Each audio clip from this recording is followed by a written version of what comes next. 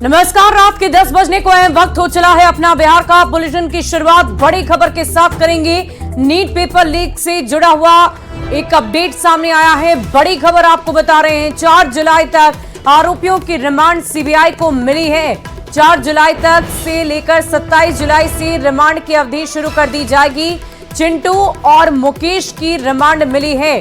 कुल 8 दिनों की रिमांड दी गई है। आपको बता दें कि इस पूरे मामले को लेकर सीबीआई की तरफ से लगातार जांच की प्रक्रिया जारी है और 27 जून से लेकर आगे तक ये अवधि चलेगी। कुल मिलाकर 4 जुलाई तक आरोपियों को रिमांड में रखेगी सीबीआई और रिमांड की अवधि पूरी की जाएगी। इस वक्त की बड़ी खबर है, चिंटू और मुकेश की भी रिमांड मिल गई है। कुल मिलाकर 8 दिनों की रिमांड दी गई है।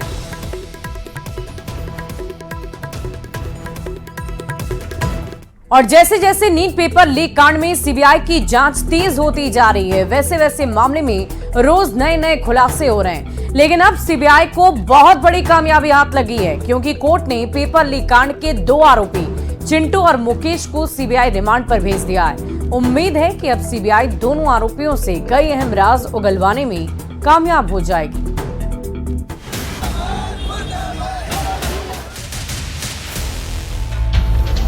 नीट पेपर लीक मामले में देश भर में हंगामा हो रहा है। दोबारा परीक्षा कराने को लेकर प्रदर्शन किए जा रहे हैं और इसी बीच सीबीआई को कोर्ट से बड़ी राहत मिली है। कोर्ट ने 2 आरोपी चिंटू और मुकेश को की सीबीआई रिमांड पर भेज दिया है। चिंटू और मुकेश ये 2 वही आरोपी हैं जिन पर बच्चों को पेपर लीक कराने और उन्हें प्रश्न पत्र रटवाने का आरोप है।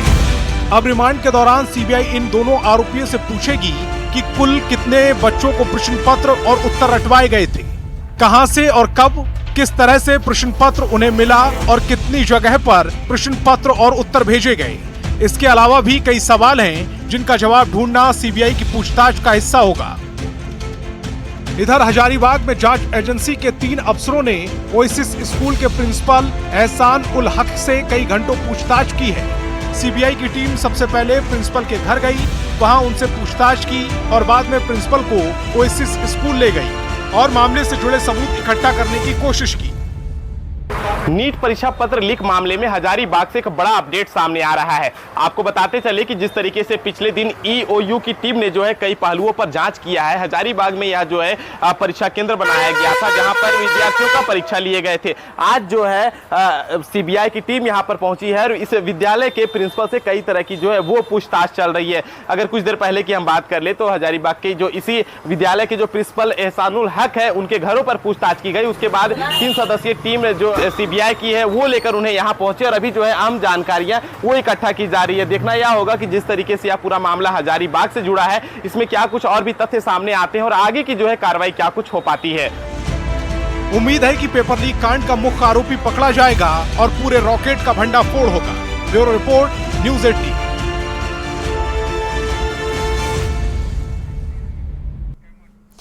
और पुलिस सूत्रों से मिली बड़ी खबर नेपाल में है। संजीव मुखिया गिरफ्तारी से बचने के लिए नेपाल भागा और नीट पेपर लीक का आरोपी है संजीव मुखिया।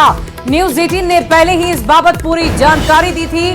नेपाल में छिपा हो सकता है संजीव मुखिया। इस वक्त की बड़ी खबर आपको बता रहे हैं। पुलिस सूत्रों से मिली बड़ी जानकारी के अनुसार बताया जा रहा है कि इस पूरे मामले का मुख्य आरोपी संजीव मुखिया इस वक्त गिरफ्तारी से बचने के लिए नेपाल चला गया है। आपको बता दें कि न्यूज़ 18 की तरफ से पहले भी इस खबर को लेकर चर्चा की गई थी, लेकिन अब ये जानकारी पुलिस सूत्रों के हवाले से मिल रही है। इस पूरी खबर के अधिक जानकारी के साथ न्यूज़ 18 संवाददाता पटना से अमित कुमार हमारे साथ फोन लाइन पर जुड़ गए। अमित, क्या कुछ जानकारी है संजीव मुखिया को लेकर? देखिए, जो जानकारी आई है वो यही आई है कि संजीव मुखिया जो है वो पुलिस और जो ईओयू जांच एजेंसी थी उससे बचने के लिए जो है वो नेपाल में शरण ले रखा है अब की, और ये मामला जो है सीबीआई के पास चला गया। तो जाहिर सी बात है कि संजीव मुखिया पुलिस से बचने और सीबीआई से बचने के लिए वो नेपाल में ही रहना चाह रहा है। और ये जो सोर्सेज है, हमारे पुलिस सोर्सेज, उससे ये जानकारी मिली है और इस बात की जानकारी आर्थिक अपराध इकाई को भी हो चुकी थी। आर्थिक अपराध इकाई जो है वो जल्द ही नेपाल जाकर के संजीव मुखिया को ट्रैप करने वाली थी, लेकिन चूंकि पुष्ट जानकारी नहीं थी, अभी जानकारी इकट्ठा की जा रही थी। इस बीच ये मामला सीबीआई को चला गया। जानकारी और भी आपसे लेना चाहेंगे कि क्या संजीव मुखिया के कोई रिलेटिव, कोई परिजन नेपाल में रहते हैं या फिर यूं ही उसने नेपाल जैसी जगह का चयन किया? देखिए, संजीव मुखिया का कोई रिश्तेदार वहां रहता है नहीं रहता है, इस बाबत कोई आधिकारिक जानकारी नहीं है। लेकिन हाँ, ये एक बात जो सामने आई है कि यूयू जो है वो पूरे जानकारी इकट्ठा कर रही थी और नेपाल जाकर दबिश डालने वाली ही थी कि ये मामला जो है वो सीबीआई के अधीन चला गया। तो जाहिर सी बात है कि अब सीबीआई जो है इस मामले में पड़ताल करेगी। आज सीबीआई की जो टीम है, जो जानकारी है उसके मुताबिक जो नगरनौसा घर है संजीव मुखिया का, वहां भी गई और वहां जाकर के जो पूछताछ है अपने स्तर से वो की है। मनीष जो है इस मामले में और आशुतोष, उनके घर भी सीबीआई की टीम जो है गांव पर गई थी। और चूंकि मनीष के ऊपर जो है आशुतोष ने आरोप लगाया था कि उसने ही ये 30 से 35 बच्चों को लेकर के लन प्ले स्कूल जो है जो प्रभात रंजन का है वहां पे ठहराने आया था और वो बहुत कुछ इस मामले में जानता है। तो उनके गांव भी जाकर के सीबीआई की टीम ने जो है वो पूछताछ किया है, पड़ताल किया है। और अभी जो मुख्य जो इस मामले में कल्प्रिट है संजीव, उस तक सीबीआई जो है वो पहुंचना चाह रही है। तो जाहिर सी बात है कि अब आगे की जो जानकारी है कि नेपाल में है या ये एक र्यूमर है, इसकी पड़ताल सीबीआई अपने स्तर से कर रही है। और सीबीआई के जो सोर्सेज हैं उनसे जो जानकारी मिली है कि अगर ये पुष्ट होता है तो जाहिर सी बात है कि नेपाल से भी सहयोग जो है वो सीबीआई लेगी, इंडिया जो है वहां से भेजा जाएगा। वाकई देखने वाली बात होगी अमित कि इस पूरे मामले में आगे कैसे जांच की प्रक्रिया बढ़ती है, संजीव मुखिया को कब तक वहां से वापस लेकर आया जाता है और आगे की पूछताछ में क्या कुछ होगा। इस पूरी खबर पर आप लगातार नजर बनाए रखें। और बिहार में शिक्षा व्यवस्था में सुधार के लिए विभाग ने बहुत बड़ा कदम उठाया है। शिक्षा से जुड़ी समस्याओं के समाधान के लिए केंद्रीकृत कमांड एंड कंट्रोल सेंटर बनाए गए हैं। इस कंट्रोल सेंटर के जरिए शिक्षा से जुड़ी समस्याओं के समाधान के लिए 5 अलग-अलग व्हाट्सएप नंबर जारी किए गए हैं, जिस पर स्कूल से जुड़ी शिकायतों को लोग सीधे तौर पर दर्ज करा सकेंगे।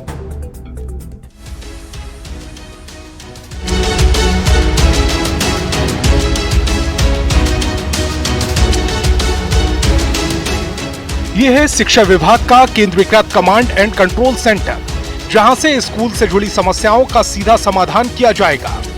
यहां तैनात कर्मियों के पास 5 अलग अलग व्हाट्सएप नंबर हैं, जिसे आम जन को शिकायत दर्ज कराने के लिए जारी किया गया है। सरकारी स्कूलों में आधारभूत संरचना से जुड़ी शिकायत के लिए 9229206201, सरकारी स्कूलों में गुणवत्तापूर्ण शिक्षा से संबंधित शिकायत के लिए 9229206202, मध्याह्न भोजन से संबंधित शिकायत के लिए 9229206203, यूनिवर्सिटी और कॉलेज से संबंधित शिकायत के लिए 9229206204, साइकिल पोशाक से जुड़ी शिकायत के लिए 9229206205, जबकि इसी नंबर यानी 9229206205 पर छात्रवृत्ति टेक्स्ट बुक से जुड़ी शिकायत सीधे दर्ज कराई जा सकेगी। अलग अलग व्हाट्सएप नंबर जारी करने के पीछे एक उद्देश्य है कि आसानी से अपनी शिकायत संबंधित अधिकारी तक पहुंच सके।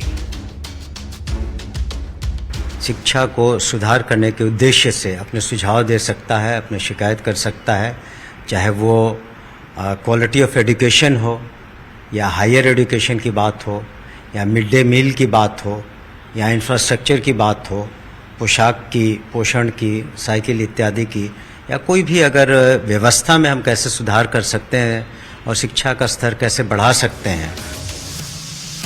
शिक्षा विभाग की ओर से जारी इन 5 नंबरों से शिक्षा विभाग में पाई जा रही गड़बड़ियों को न सिर्फ दूर किया जाएगा, बल्कि स्कूल प्रबंधन भी छात्रों के प्रति ज्यादा गंभीर होकर अलर्ट मोड पर काम करेंगे। न्यूज़ 18 के लिए पटना से विनीता मिश्रा की रिपोर्ट। और इसी बीच शिक्षा विभाग से जुड़ी एक बड़ी खबर, बिहार में सरकारी स्कूलों की टाइमिंग में बदलाव कर दिया गया है। सरकारी स्कूलों में 1 जुलाई से स्कूल का समय बदलेगा। शिक्षा विभाग के एसीएस एस सिद्धार्थ ने इसके लिए पूरी जानकारी दी है और शिक्षकों को बहुत बड़ी राहत दी है। अब सरकारी स्कूल सुबह 9 बजे से शाम 4:30 बजे तक चलेंगे और स्कूल में शिक्षक और प्रिंसिपल को 10 मिनट पहले ही पहुंचना होगा। स्कूल में कमजोर बच्चों के लिए मिशन दक्ष के तहत विशेष कक्षा का संचालन किया जाएगा, जो दोपहर 3:15 बजे से शाम 4 बजे तक चलेंगे। इसके बाद शाम 4 बजे से 4:30 बजे तक स्कूल में ही बच्चों का होमवर्क चेक होगा और इसमें क्लास 1 और 2 के बच्चों को होमवर्क से राहत दी गई है। सुबह 11:55 से 12:35 तक मिड डे मील का समय तय कर लिया गया है।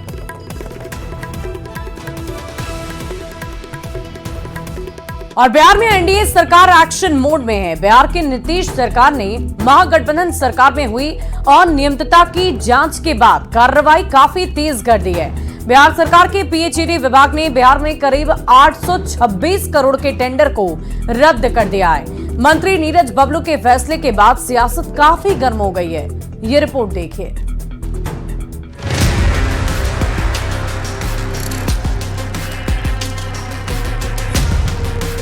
बिहार के लोक स्वास्थ्य अभियंत्रण विभाग यानी पीएचईडी ने महागठबंधन सरकार के कार्यकाल के दौरान जारी किए गए 800 करोड़ रुपए से अधिक के टेंडर रद्द कर दिए हैं। विभागीय मंत्री नीरज कुमार बबलू ने 6 महीने के भीतर पूरा होने की उम्मीद जताई है। टेंडर रद्द करने को लेकर मंत्री का तर्क है कि टेंडर में गड़बड़ियों के कारण उन्हें रद्द किया गया है। महागठबंधन की सरकार में जो टेंडर जारी किया गया उसमें काफी गड़बड़ी थी। हम लोग फिर से जल्द से नया टेंडर निकालेंगे। महागठबंधन में ललित यादव थे पीएचईडी मंत्री। 800 करोड़ रुपए से ज्यादा के टेंडर रद्द। टेंडर में कई खामियां पाई गई। टेंडर में कई तरह की गड़बड़ियां थी, बहुत सारे चीज छूटे हुए थे। इसको एक तरह से आप कहिए हम लोग रिवाइज भी करने जा रहे हैं। जो माननीय मुख्यमंत्री जी का सपना है कि हर घर शुद्ध नल का जल पहुंचे, वो उनके सपने को पूरा करने का संकल्प हमारा है। तो हम लोग लगे हुए हैं लगातार कि जहां भी कमी है, जहां भी जो गड़बड़ी है उसको दुरुस्त करें। वहीं टेंडर रद्द होने पर पूर्व पीएचईडी मंत्री ललित कुमार यादव का भी बयान सामने आया है। ललित यादव ने कहा कि टेंडर को रद्द करने में मंत्री की कोई भूमिका नहीं होती, ये लोग जानबूझकर अपना चेहरा चमका रहे हैं। ललित यादव ने पूरे मामले की सीबीआई जांच की मांग की। तो हम लोग तो पहले ही विजय सिन्हा ने कहा था कि टेंडर में गड़बड़ी हुई, हम कह उनको ज्ञान का अभाव है। अभी इसमें मंत्री का कोई भूमिका नहीं होती है। टेंडर तो हुआ ही था, अभी तो निष्पादन भी नहीं हुआ था, तो उसमें गड़बड़ी का, यदि गड़बड़ी हुई है तो हम लोग भी मंत्री रहते तो इसकी जांच करते, देखते किस स्तर पर गड़बड़ी हुई। बिहार में टेंडर की प्रक्रिया शुरू से ही सवालों के घेरे में रही है। वैसे महागठबंधन की सरकार जाते ही एनडीए की सरकार ने पूर्व के विभागों की ओर से जारी टेंडर प्रक्रिया को रद्द करने का ऐलान किया था। ऐसे में पीएचईडी विभाग के टेंडर को मौजूदा मंत्री नीरज सिंह बबलू के रद्द किए जाने पर सियासत बेहद गर्म है। न्यूज़ 18 के लिए पटना से विनीता मिश्रा की रिपोर्ट।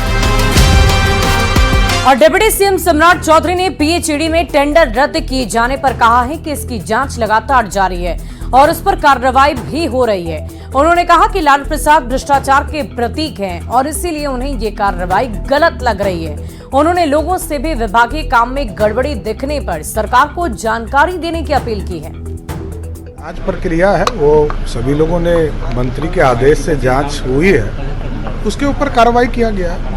कोई नहीं बचेगा उसमें। नहीं, जो दोषी होंगे उनके खिलाफ कार्रवाई हो रहा है। जो लोग उस मामले में संलिप्त होंगे उनके खिलाफ कार्रवाई। सभी डिपार्टमेंट्स में जांच चल रहे हैं। जहां आपको लगता हो जरूर सूचना दीजिए, तुरंत कार्रवाई। ओम बिरला जी को और आपातकाल के 50 साल पूरे होने के पर बीजेपी की तरफ से मुजफ्फरपुर में एक कार्यक्रम का आयोजन किया गया। इसमें डिप्टी सीएम विजय सिन्हा मौजूद रहे। इस दौरान आपातकाल के अनुभवों को बीजेपी नेताओं ने साझा किया है। डिप्टी सीएम विजय सिन्हा ने इसे लोकतंत्र के लिए काला दिन बताते हुए कांग्रेस पर जमकर हमला बोला। जिनको विश्वास नहीं था, संवैधानिक संस्थाओं का जो लोग अपमान करते हैं और उस आपातकाल के विरोध में जिनकी राजनीतिक जन्म हुआ, वैसे लोग उस आपातकाल लगाने वाले पार्टी के गोद में जाकर बैठे हैं। ये बिहार को शर्मसार कर रहे हैं। और स्वामी सहजानंद सरस्वती की 75वीं पुण्यतिथि के अवसर पर मुजफ्फरपुर में एक कार्यक्रम आयोजित हुआ। आरडीएस कॉलेज में आयोजित कार्यक्रम में डिप्टी सीएम विजय सिन्हा शामिल हुई। उप मुख्यमंत्री विजय सिन्हा ने स्वामी सहजानंद सरस्वती के कामों का जिक्र किया और विजय सिन्हा ने कहा कि आज के दौर में हर कोई अपनी जाति के लिए लड़ाई लड़ने की बात कहकर फिर सिर्फ अपने परिवार के बारे में ही सोचने लगता है। बढ़ते आगे, दानापुर में बेटा के नेताजी सुभाष मेडिकल कॉलेज और हॉस्पिटल ने एक ऐसे मरीज का सफल ऑपरेशन किया है जिसे चलते फिरते और बात करते हुए ही नींद आने की बीमारी थी। इतना ही नहीं, मरीज का सर्जरी के जरिए 15 किलो वजन भी कम किया गया। अब मरीज को न केवल बीमारी से छुटकारा मिला है बल्कि उसे एक नई जिंदगी मिल गई है। बिस्तर पर बैठे इस मरीज का नाम अमित कुमार है। अमित लंबे समय से ऑस्टियोआर्थराइटिस, टाइप 2 डायबिटीज और गंभीर बीमारियों से पीड़ित थे। इनका वजन 140 किलो और BMI 54 था। अमित को गंभीर बीमारी ने ऐसे जकड़ा था कि ये चलते फिरते, बात करते या गाड़ी चलाते समय सो जाते थे। ये हुई थी कि ये हमसे बात कर रहे थे और बात करते करते 4 बार सो गए थे हमारे सामने, क्योंकि इनके शरीर में इतना ज्यादा कार्बन डाइऑक्साइड रिटेन था कि इनका कहना था कि सर मैं तो अभी बैठे बैठे सो रहा हूं, मैं कार चलाते चलाते भी सो जाता था। तो आप समझ सकते हैं कि पेशेंट किस लेवल तक डेंजर सिचुएशन में था। अमित के लिए ये बीमारी जानलेवा थी। कई बड़े शहरों का चक्कर काटने के बाद भी सही इलाज नहीं हो पाया। कई डॉक्टरों से बैरिएट्रिक सर्जरी की बात सुनने के बाद अमित पटना के बिहटा स्थित नेताजी सुभाष मेडिकल कॉलेज एवं हॉस्पिटल पहुंचे। NSMCH में बैरिएट्रिक और मेटाबॉलिक के assistant professor doctor Nirupam Sinha से अमित ने बात की तो उन्होंने भी बैरिएट्रिक सर्जरी की सलाह दी, क्योंकि डॉक्टर निरुपम भी अमित की बीमारी को अच्छी तरह जानते थे। पेशेंट का वजन 140 kg था, BMI इसका काफी ज्यादा था। पेशेंट बात करते समय, PSC करते समय बताते ही सो जा रहे थे। इनका वर्कअप, ब्रीदिंग एक्सरसाइज हम लोगों ने करवाया। NSMCH में 20 जून को डॉक्टर निरुपम ने एनेस्थीसिया, सर्जिकल, OT, ICU की टीम और वार्ड स्टाफ के साथ अमित का सफल ऑपरेशन किया।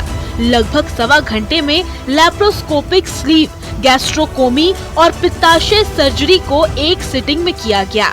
सफल सर्जरी के 7 घंटे बाद अमित चलने फिरने लगे। बहुत अच्छा सेटिस्फेक्शन मिल रहा है हमको, और पहले से मेरा 1 हफ्ते में 10-12 किलो वेट भी मेरा घट चुका है अभी तक, और डॉक्टर की टीम भी बहुत अच्छी थी। बीमारी से निजात पाने के बाद अमित और उनका पूरा परिवार काफी खुश है और NSMCH की टीम को धन्यवाद दे रहे हैं। न्यूज़ 18 के लिए दानापुर से अमरजीत शर्मा की रिपोर्ट। और फिलहाल इस बुलेटिन में अभी के लिए बस इतना ही। एक नजर इस वक्त के